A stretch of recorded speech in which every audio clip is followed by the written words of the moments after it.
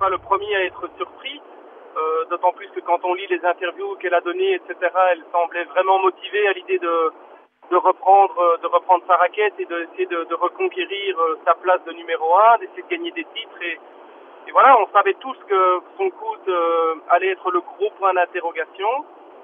C'est une nouvelle surprenante et je trouve ça très extrême et très rapide. Maintenant, je ne connais pas les tenants et les aboutissants de cette décision, mais je trouve que c'est très extrême après seulement un seul tournoi de déjà renoncer.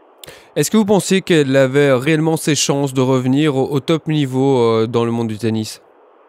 Oui, intrinsèquement, parce qu'elle a quand même un talent que beaucoup d'autres n'ont pas, donc elle serait revenue.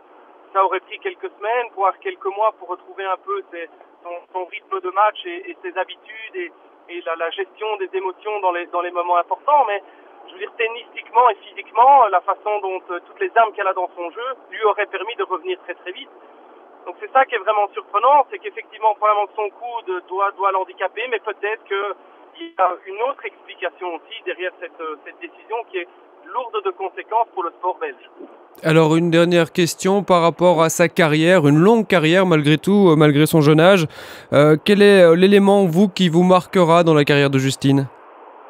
Ben, c'est certainement ces 7 titres de Grand Chelem, hein, c'est sa place de numéro 1, c'est sa victoire aux Jeux Olympiques, ses victoires au Masters. Je veux dire, sa carrière est absolument phénoménale, elle a tout gagné, malheureusement pas Wimbledon où elle aurait échoué en finale, elle était pas loin de le gagner, mais Justine Henin a tout gagné, il faut garder ça à l'esprit. Voilà, c'est une des plus grandes sportives qu'on a eu l'occasion de pouvoir voir s'exprimer sur les terrains de sport. Il faut garder bon voilà, elle n'est pas décédée non plus, hein, je veux dire, elle est encore jeune, elle a la vie devant soi, mais en tous les cas, elle va vraiment manquer au sport belge.